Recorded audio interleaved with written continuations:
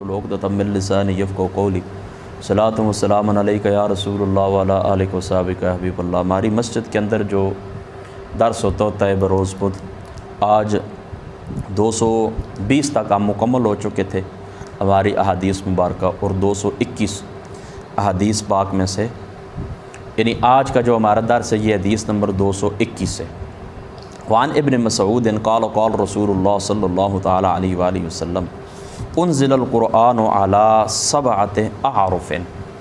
حضرت ابن مسعود رضی اللہ تعالیٰ عنہ آپ فرماتے ہیں کہ آقا علیہ الصلوۃ والسلام کی ذات اقدس فرماتے ہیں کہ قرآن کو اللہ تعالیٰ کی ذات اقدس نے 7 حرفوں کے اوپر نازل فرمایا ہے۔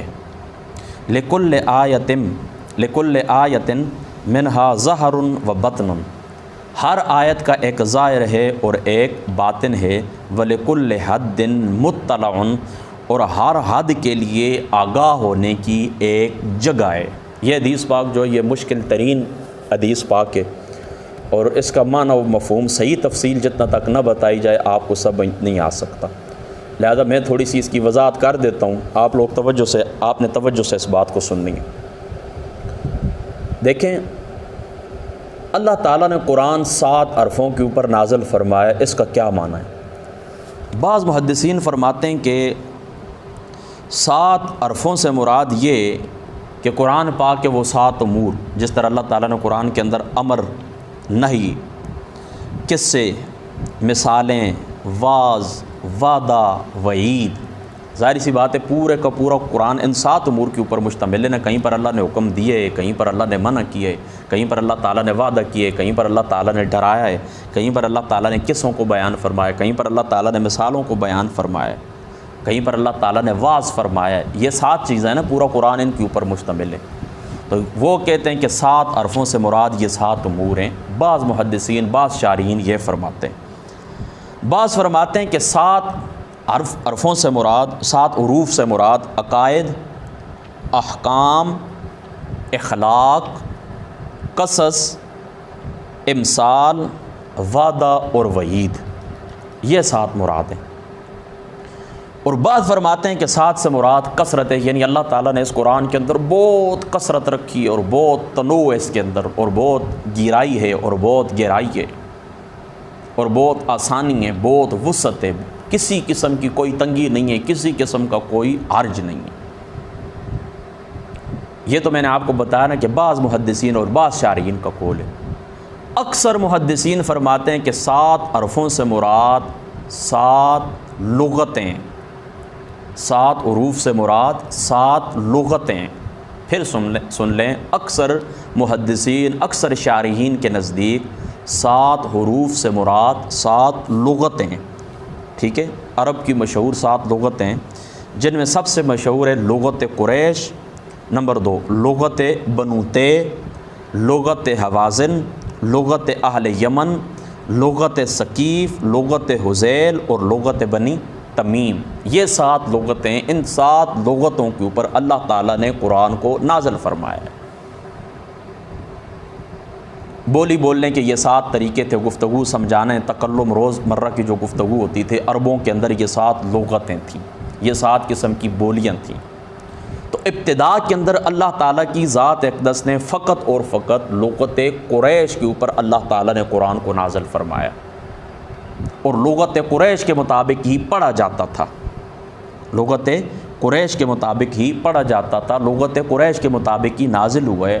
محدث دہلوی صاحب رحمۃ اللہ تعالی علیہ آپ لکھتے ہیں اشۃ اللمحات کے اندر کہ پھر حضور نبی پاک صلی اللہ تعالی علیہ وآلہ وسلم آپ کی ذات اقدس نے اللہ تعالیٰ کی ذات اقدس سے وسعت کا سوال کیا کہ اللہ پاک تھوڑا وسیع فرما، تو اللہ تعالیٰ کی پھر جو ذات اقدس ہے، یعنی یہ تو ہر شخص کے لیے قریش کے علاوہ جو لوگ تھے نا، یعنی لغت قریش کے علاوہ جو باقی لوگ تھے نا، تو ان کی زبان کے اوپر بعض الفاظ ثقیل تھے، وہ ادا نہیں کر سکتے تھے، تو پھر حضور علیہ الصلوۃ والسلام کی دعا سے اللہ تعالیٰ کی ذات اقدس نے وسعت رکھ دیے، اور 7 لغتوں کے اوپر قرآن کو پڑھنے کی اجازت دے دی ہے۔ 7 لغتوں کے مطابق قرآن کو پڑھنے کی اجازت دے دی ہے۔ اب پتہ ہے کس طرح ہوا؟ کہ آقا علیہ السلام دنیا سے چلے گئے، پھر حضرت ابو بکر کا زمانہ آیا، حضور علیہ السلام کے زمانے تک اسلام کی ایک حد تھی، پھر حضرت ابو بکر کے زمانے کے اندر، حضرت عمر فاروق کے زمانے کے اندر، حضرت عثمان غنی رضی اللہ تعالیٰ عنہ آپ کے زمانے کے اندر وسعت ہو گئی ہے، فتوحات ہوئی ہیں، اسلام کا دائرہ وسیع ہوا ہے، نئے نئے لوگ اسلام کے اندر داخل ہوئے ہیں، اسلام سے نئی نئی تہذیبوں کو سابقہ پڑا ہے، واسطہ پڑا ہے۔ تو اب چونکہ مختلف قراتوں کے اوپر اجازت تھی کہ اپنی اپنی لغت کے مطابق یہ 7 جو لغتین کے مطابق قرات کرنے کی اجازت تھی، لوگ پڑھتے تھے، تو لوگوں کے اندر اختلاف رونما ہونا شروع ہو گیا، یہاں تک کہ بعض لوگوں نے ایک دوسرے کو کافر کہا ہے، بعض لوگوں نے ایک دوسرے کو اس مسئلے کے اوپر کافر قرار دیا ہے۔ تو اب یہ بات پہنچی حضرت سیدنا عثمان غنی رضی اللہ تعالیٰ عنہ آپ کی ذات ایک دست، تو آپ پریشان ہوئے کہ ظاہری سی بات ہے کہ بعد میں یہ نہ ہو کہ لوگ جھگڑا کرنا شروع کر دیں۔ تو حضرت ابو بکر صدیق رضی اللہ تعالیٰ عنہ آپ کے زمانے کے اندر جو قرآن جمع ہوا تھا، حضرت عمر فاروق رضی اللہ تعالیٰ عنہ آپ کی ترغیب کے اوپر، آپ کی موٹیویشن کے اوپر، آپ نے حضرت ابو بکر کو فرمایا تھا نا کہ اتنے قاری شہید ہو گئے ہیں تو اس طرح تو قرآن ضائع ہو جائے گا، آپ قرآن کو جمع کریں۔ تو پہلے وہ کہتے ہیں مجھے تردد ہوا، پھر اللہ تعالیٰ نے بھی وہ بات میرے دل کے اندر ڈال دی جو عمر کہتے تھے۔ تو پھر حضرت سیدنا زید بن ثابت رضی اللہ تعالیٰ عنہ آپ نے حکم دیا تھا کہ آپ اس طرح کریں کہ قرآن پاک کو جمع کریں۔ تو حضرت زید بن ثابت رضی اللہ تعالیٰ عنہ آپ نے پھر اپنے طریقے کے مطابق قرآن پاک کو جمع کیا، گواہی لیتے رہے، وہ ایک طریقہ تھا لمبی ایک بحث ہے۔ تو وہ اپنے طریقے کے مطابق انہوں نے جو قرآن جمع کیا تھا، جو مصحف جمع کیا تھا، وہ لغت قریش کے اوپر تھا، وہ لغت قریش کے اوپر تھا، وہ مصحف جو جمع کیا تھا حضرت زید بن ثابت نے، وہ لغت قریش کے اوپر تھا۔ تو اب حضرت عثمان غنی رضی اللہ تعالیٰ عنہ آپ نے جس وقت یہ آلات دیکھیں اور یہ پریشانیاں دیکھی ہیں، تو آپ نے اس طرح کیا نا کہ حضرت زید بن ثابت والا وہ مصحف منگوایا جو حضرت ابو بکر کے زمانے میں جمع ہوا تھا، تو اس کی آپ نے نقلیں تیار فرمائیں ہیں۔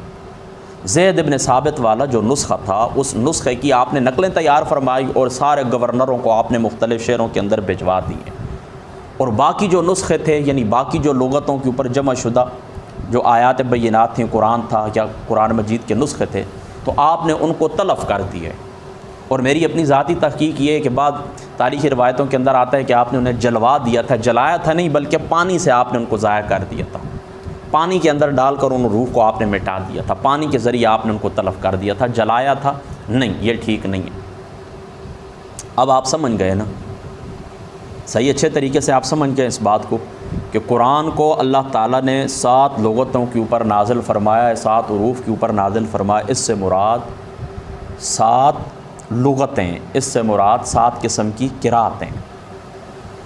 اب یہ جب معنی آپ سمجھ گئے نا، تو اب یہ بات بھی آپ یاد رکھ لیں کہ پھر یہی قرآن، یعنی جو حضرت عثمان غنی رضی اللہ تعالیٰ عنہ آپ نے مختلف گورنروں کو بھجوا دیا اور وہ رائج ہو گیا، تو یہی قرآن، یہی مصحف متصل اسناد کے ساتھ مختلف قراء تک پہنچائے، اور وہ جو اختلاف تھا وہ ختم ہو گیا۔ لیکن معمولی درجے کا آج کل یہ قراء کے اندر جو ادغام، امالہ، وقف کے اندر جو تھوڑا بہت اختلاف ہے نا مختلف قراء کے درمیان، تو یہ وہی اختلاف ہے، یاد رکھیں۔ 7 لغتوں کا جو اختلاف تھا نا، 7 قراءتوں کا، یہ وہی اختلاف ہے، یعنی وہ اختلاف، میجر اختلاف تو ختم ہو گئے، لیکن بہت معمولی درجے کا اختلاف باقی رہ گیا تھا۔ اور آج قراء جو مختلف امالے کے اندر، ادغام کے اندر، وقف کے اندر اپنی اپنی پسند کی ان کی قراءت ہے نا، جو قراءت سبع کے جو قاری ہیں ان کو اچھے طریقے سے یہ معلوم ہے۔ قراءت سبع کے جو قاری، ہمیں امام عاصم رحمۃ اللہ تعالیٰ علیہ آپ کے طرز کے اوپر قراءت ہم کرتے ہیں نا، ہم احناف، تو یہ جو قراءت سبع کے قاری ہیں ان کو یہ معلوم ہے۔ تو یہ جو آپ کو قراءتوں کا معمولی اختلاف نظر آتا ہے نا امالے، ادغام کے اندر، وقف وغیرہ کے اندر، تو یہ وہی اسی اختلاف کا تھوڑا سا اثر ہے، بس یہ بات آپ نے ذہن کے اندر رکھنی۔ اب یہ بات آپ کو سمجھ آ گئی ہے نا کہ 7 حروف سے کیا مراد ہے، اور وہ اختلاف بھی اب ختم ہو گیا، اب کسی قسم کا کوئی اختلاف بھی نہیں ہے سوائے معمولی قراءتوں کا۔ یہ بات آپ سمجھ گئے۔ اب دوسری بات سمجھیں، حضور علیہ الصلوۃ والسلام نے فرمایا ہر آیت کا ایک ظاہر ہوتا ہے اور ہر آیت کا ایک باطن ہوتا ہے، اس سے کیا مراد ہے؟ اللہ اکبر، اللہ۔ اب آپ نے سمجھنا ہے اس بات کو، ہر آیت کا ایک ظاہر ہوتا ہے اور ہر آیت کا ایک باطن ہوتا ہے۔ بعض لوگوں نے، گمراہ قسم کے لوگوں نے اس کا غلط معنی لیا ہے اور وہ شریعت سے ہی دور ہو گئے، وہ کہتے ہیں نہیں اس سے یہ مراد ہے، باطنی جو معانی ہے خود حضور علیہ الصلوۃ والسلام نے فرمایا یہ ہم لوگ ہی جانتے ہیں، تو تو ظاہری شریعت کو انہوں نے توڑ دیا ہے اور ظاہری شریعت کے اوپر انہوں نے چلنا چھوڑ دیا ہے اور ظاہری شریعت کو انہوں نے بالکل باطل کر دیے کہ اور بطون کے نام کے اوپر اور اسرار کے نام کے اوپر جو ان کی مرضی ہے وہ کرتے رہیں. یہ گمراہ اور جاہل قسم کی صوفیاء اور ان کے مقلد انہوں نے اس طرح کیا. لیکن آپ نے یہاں پر یہ بات یاد رکھنی ہے, میں آپ کو بتاتا ہوں. یہاں پر ظاہر سے مراد وہ ہے کہ جو قرآن پاک کے ظاہر سے تفسیر سے ثابت ہے. یعنی علماء نے جو قرآن کی تفسیر بیان فرمائی ہے کہ نماز سے یہ مراد ہے, روزے سے یہ مراد ہے, زکوٰۃ سے یہ مراد ہے, سجدے سے یہ مراد ہے, فلاں فلاں امر سے یہ مراد ہے, قرآن کی تفسیر سے جو کچھ ظاہر ہے, قرآن کی تفسیر سے جو کچھ ظاہر ہے, یعنی قرآن کو پڑھ کر ظاہری جو ان کے معنی ہیں جو اہل زبان اچھے طریقے سے سمجھ سکتے ہیں, اہل عرب اچھے طریقے سے سمجھ سکتے ہیں. ٹھیک ہے, میری بات آپ سمجھ. ظاہری جو قرآن پاک کے احکام ہیں, ظاہر سے مراد یہ ظاہری قرات ہے اور یہ ظاہری احکام ہیں جو تفسیر سے ثابت ہیں, جن کی علماء نے تفسیریں بیان فرمائی. خود آقا علیہ السلام نے بیان فرمائی, صحابہ پاک نے بیان فرمائی, تابعین نے بیان فرمائی, اتباع التابعین نے بیان فرمائی, صلحاء علماء نے بیان فرمائی. تو یہ قرآن کا ظاہر ہے اور اس ظاہر کے ہم کیا ہیں؟ مکلف. اس ظاہر کے اوپر ہم چلنے والے. بس قرآن پاک کا جو معنی رسول اللہ نے بیان فرمایا, قرآن پاک کی آیات بینات کا جو صحابہ نے بیان فرمایا, قرآن کی جو تفسیر ہم تک پہنچی ہے, اس کے ہم کیا ہیں؟ مکلف ہیں. اس کے اوپر ہم چلیں گے اور یہی شریعت ہے.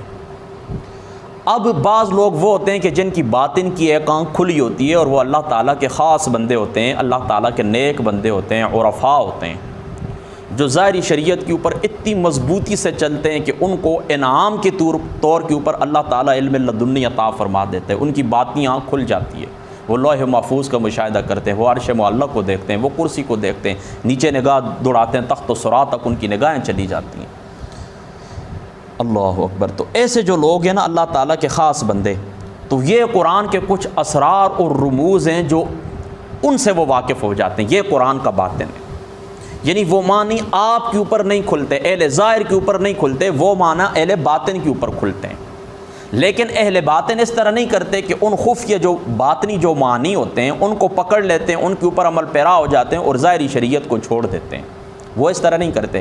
وہ ظاہری شریعت کے پابند ہوتے ہیں اور یہ جو باطنی معانی ان کے اوپر کھلتے ہیں, باطنی قرآن کے باطن کے جو معنی ان کے اوپر, باطنی معانی ان کے اوپر کھلتے ہیں. تو وہ کس وجہ سے کھلتے ہیں؟ شریعت کی ظاہری پابندی کی وجہ سے کھلتے ہیں. یہ نہیں کہ وہ شریعت کو منقطع کرتے اور کہتے ہیں یہ باطنی معنی ہمارے اوپر انکشاف ہو. اس طرح تو پھر نبوت کا چور دروازہ بندہ کھول لے, اور لوگوں نے کھولے ہیں. وہ کہتے ہیں جی میری طرف یہ نازل ہوا اور یہ نازل ہوا. نہیں, بالکل اس طرح کی کوئی بات نہیں. تو ظاہری معنی سے کیا مراد ہے؟ آقا علیہ الصلوۃ والسلام نے فرمایا قرآن کا ایک ظاہر اور قرآن کا ایک باطن ہے. یعنی ظاہری وہ ہے کہ جو کچھ تفسیر سے تم نے سمجھا ہے, جو کچھ تفسیر سے تم تک پہنچا ہے, علماء نے بیان فرمایا یہ ظاہر ہے, اسلاف نے جو کچھ بیان فرمایا یہ ظاہر ہے. اور باطنی جو قرآن پاک کے اشارات ہیں, مختلف رموز ہیں, اسرار ہیں, اشارات ہیں, وہ قرآن پاک کا باطن ہیں. اور وہ کن لوگوں کے اوپر کھلتے ہیں؟ جو ظاہر کے انتہائی پابند ہوتے ہیں. تو انعام کے طور کے اوپر اللہ تعالیٰ وہ معنی ان کے اوپر کھول دیتا ہے. تو وہ شریعت کے ظاہر کے اوپر بھی عمل پیرا ہوتے ہیں, اور شریعت کے جو باطنی اسرار, رموز اور اشارات ہوتے ہیں ان سے بھی وہ وقتاً فوقتاً ضرورتاً کام لیتے ہیں. ہر جگہ نہیں, ہر جگہ نہیں, جہاں پر ان کو ضرورت ہوتی ہے وہ کام لیتے ہیں. اور بعض علماء نے یہ بھی بیان فرمایا کہ جو کچھ تفسیر سے معلوم ہوتا ہے وہ ظاہر ہے, اور جو کچھ تعویل سے معنی کھلتا ہے وہ باطن ہے. جو کچھ تفسیر سے ظاہر ہوتا ہے وہ ظاہر ہے, اور جو کچھ تعویل سے ظاہر ہوتا ہے وہ قرآن پاک کا باطن ہے. اور بعض نے فرمایا ظاہر سے آیات قرآنی کے اوپر ایمان لانا مراد ہے, اور باطن سے مراد ان کے اوپر عمل کرنا ہے. بعض فرماتے ہیں کہ ظاہر سے مراد قرآن پاک کی تلاوت ہے, اور باطن سے مراد قرآن پاک کا تدبر ہے, باطن سے مراد قرآن پاک کا فہم ہے.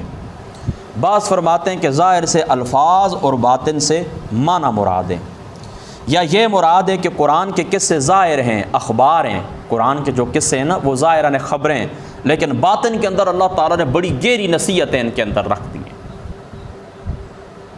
تو یہ مختلف علماء نے مختلف تشریح کی ہے, شارحین نے مختلف معانی بیان فرمائے, توجیہات کیے کہ قرآن پاک کے ظاہر سے کیا مراد ہے, قرآن پاک کے باطن سے کیا مراد ہے. لیکن شروع کے اندر جو میں آپ کو بیان کر کے آ چکا ہوں بس یہی ٹھیک ہے کہ ظاہر سے مراد جو کچھ علم تفسیر ہم تک پہنچائے، تفسیر سے جو کچھ ہم تک پہنچائے ہم اس کے مکلف ہیں، ہم اس کے اوپر عمل کرنے والے، اور یہی شریعت ہے۔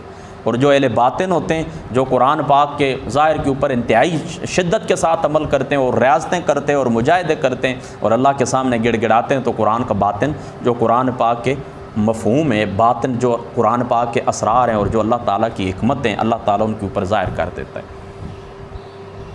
دیکھیں نا حکمتیں تو ہیں نا اللہ تعالیٰ کے مختلف افعال۔ اب حج کے اندر دیکھیں نا آپ جا کر کیا کرتے ہیں، طواف کرتے ہیں، کبھی سر منڈواتے ہیں، کبھی شیطان کو کنکریاں مارتے ہیں، تو سارے ایک ایک لفظ کے ساتھ اللہ تعالیٰ کی ہزاروں حکمتیں ہیں۔ تو وہ ظاہر سی بات ہے آپ کے اوپر تو ظاہر نہیں ہو سکتی۔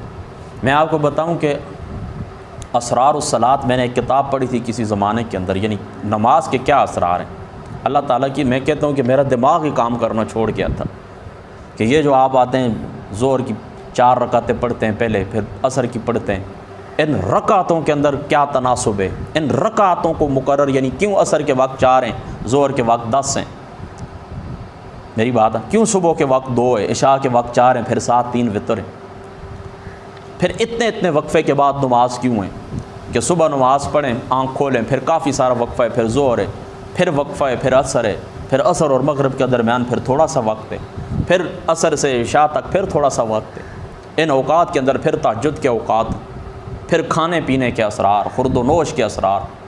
تو یہ باطن ہے، یہ کیا ہے، یہ باطن ہے، اللہ تعالیٰ کی حکمتیں، اللہ تعالیٰ کے اسرار ہیں کہ اللہ تعالیٰ نے یہ سارا سسٹم جو عبادات کا رکھا ہے، ان کی پیچھے اللہ تعالیٰ کی ہزاروں حکمتیں ہیں۔ تو یہ قرآن پاک کا باطن ہے، اور یہ اس بندے کو نصیب ہوتا ہے جو قرآن کے ظاہر کے اوپر چلتا ہے، قرآن کے ظاہری احکام کے اوپر عمل کرتا ہے، یعنی قرآن کے ظاہری احکام سے مراد شریعت ہے، اس شریعت کے اوپر چلتا ہے تو باطن اللہ تعالیٰ کی ذات اقدس اس کے اوپر کھول دیتے ہیں۔ باطنی معاملات جو ہوتے ہیں اللہ تعالیٰ کے، مخفی جو اسرار ہوتے ہیں، جو غیب کے خزانے ہوتے ہیں، وہ اللہ تعالیٰ ان کے اوپر علوم کی وجہ سے، علوم میں سے، علوم کے خزانوں میں سے اللہ تعالیٰ ان کے اوپر کھول دیتے ہیں۔ اب آپ میری بات سمجھ گئے نا کہ قرآن پاک کا ظاہر کیا ہے اور قرآن پاک کا باطن کیا ہے۔ وَلِكُلِّ حَدٍ مُطَّلَعٌ، اور ہر حد کے لیے آگاہ ہونے کی ایک جگہ ہوتی ہے۔ دیکھیں نا، مطلع کہتے ہیں کہ کسی بھی شے کی بلند چوٹی، کسی بھی شے کی بلند چوٹی کہ جہاں پر آپ کھڑے ہو جائیں، یعنی کسی بھی شے کی بلند چوٹی ہوتی ہے نا، مطلع اس کو کہتے ہیں، وہاں پر آپ کھڑے ہو جائیں نا، اور کھڑے ہو کر کسی بھی چیز کو آخر تک دیکھ سکیں، اینڈ تک، اختتام تک اس کو دیکھ سکیں، تو اس کو کہتے ہیں مطلع۔ اب یہاں پر اس طرح کرتا ہوں کہ میں یہ ترجمہ آپ کو سنا دیتا ہوں، حضرت محدث دہلوی صاحب رحمۃ اللہ تعالی علیہ، آپ کی ذات مقدسہ، یہ چونکہ فارسی کے اندر اس کا ترجمہ یہ کہ بعض علماء نے کہا کہ حد سے احکام شرع مراد ہیں جو متعین ہیں اور جن کی حدود مقرر ہیں، اور پھر ان احکام میں سے ہر حکم کے لیے ایک جگہ ہے جہاں سے اس حکم کا علم حاصل ہوتا ہے، اور یہ تمام حدود اور احکام اور جہاں سے ان کا پتہ چلتا ہے، ان سب کا مکمل علم صرف حضور نبی پاک صلی اللہ تعالی علیہ وآلہ وسلم آپ کی ذات مقدسہ کو حاصل ہے۔ یعنی دیکھیں نا، ایک مقام ہوتا ہے نا، تو اس مقام کے اوپر جس وقت بندہ کھڑا ہوتا ہے، دیکھیں مطلع بضم میم و طاء مشدودہ بمعنی بلند جگہ، جس پر پہنچ کر اس جگہ اس کی آخری حدود سے آگاہ ہوتے ہیں، ٹھیک ہے، بلند جگہ، ایسی بلند جگہ جس پر پہنچ کر اس جگہ اس کی آخری حدود سے آگاہ ہوتے ہیں۔ تو قرآن کا جو ایک ظاہر ہے اور قرآن کا جو ایک باطن ہے، قرآن کا جو ایک ظاہر ہے اور قرآن کا جو ایک باطن ہے، اس کے لیے ایک مقام ہے کہ جہاں کے اوپر بندہ بیٹھتا ہے نا، تو ان کی حدود سے مطلع ہو جاتا ہے، واقف ہو جاتا ہے کہ اس کا اینڈ کیا ہے، اس حکم کی حقیقت کیا ہے، یہ بندہ واقف ہو جاتا ہے۔ اب آپ سمجھ گئے نا، یہ چونکہ ہم 2-5 تک احادیث مبارکہ پڑھتے ہوتے ہیں، لیکن آج کی جو حدیث پاک تھی یہ تھوڑی مشکل تھی، اس لیے میں نے تھوڑی تفصیل اس کی آپ کو بیان فرما دی ہے۔ بس اللہ تعالیٰ کی ذات اقدس عمل کی توفیق عطا فرمائے۔ وآخر دعوانا ان الحمد للہ رب العالمین۔